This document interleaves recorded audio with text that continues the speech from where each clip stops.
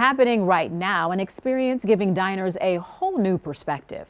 It's called Dining in the Dark. It's a fundraiser for the nonprofit Vision Forward, which works with visually impaired people in the Milwaukee area.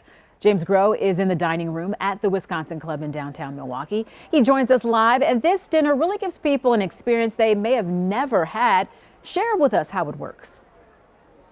Yeah, Shannon, hundreds of people here at the Wisconsin Club are going to do something they haven't done before. They're going to eat completely blindfolded. They're going to put on these blindfolds, the ones that I'm wearing right now, to experience what it's like to have vision loss or be blind. Now, I talked to the CEO about what a night means like this for the organization as well as other people to experience what it's like to have vision loss. Tell me about the importance and significance of a night like tonight. So this event is all about promoting the abilities of people who are blind or visually impaired. We want our guests to get a sense of some of the challenges, but recognize with the assistance of an organization like Vision Forward, there is so much that people with visual impairments can accomplish.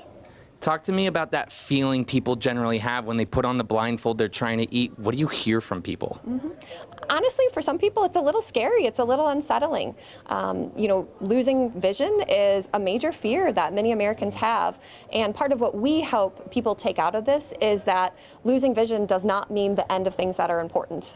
Getting to eat a delicious 4-course meal is completely possible under blindfold based upon some of the tips and tricks and guidance that we give. And people can become even more confident by going through services with Vision Forward. You offer so many services, and there's a lot of adaptive technology. What are you able to help people accomplish? So it really runs the full gamut. So we are the only organization in the state of Wisconsin that serves babies all the way through senior population.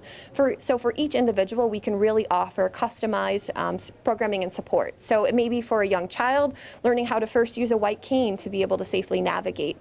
For someone who is interested in entering the workplace or needs to get some support to remain in their job, we can help them to learn assistive technology on a computer. For seniors, we can help them to learn adaptive techniques to manage their medication and pay their bills, even with limited or no vision. Since the whole night is about dining with these blindfolds, and I'm not dining back there with everybody, I decided to do all these interviews with a blindfold, and it's really actually given me a whole new perspective of what it's like to have vision loss. Trying to put my hand out to do the interviews, I'm kind of lost where I'm going. I'm really listening to my interviewees to gauge where I'm putting my microphone. It's definitely a new perspective, Shannon. And some of the things you've learned just from those who are inside in order, again, to live in a world where you don't have vision. Yeah, no vision at all. And I've heard some people say who have been here before, oh my gosh, I've been spilling drinks. When I came here last year, I spilled wine, or I missed my mouth when I was trying to eat with my fork. So it's definitely a lot of new experiences for people here tonight.